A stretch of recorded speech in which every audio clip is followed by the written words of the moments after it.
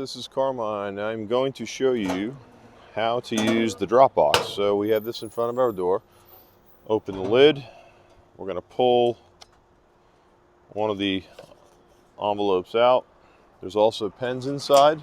We're going to pull a pen out.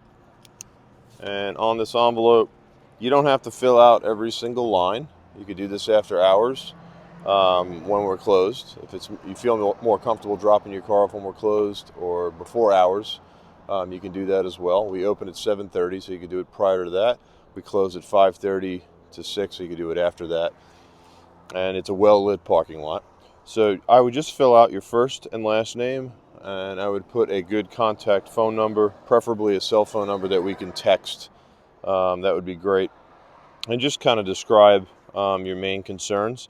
Somebody's going to call you before anything is done to the vehicle. You will not be charged for anything until we talk to you. So no fear of that. Everything's going to be approved by you by text or email.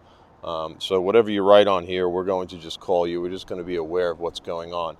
And then once you put your first and last name and your phone number, you can sign the bottom, and then you can open this up, put the key inside the envelope. You can lick seal it, or you can just fold and not lick it. I would prefer that you just fold it and not lick it, especially during the virus times. And just take this envelope, and there's some white arrows in here. You're going to slide it on the white arrow side, and then you're going to close it.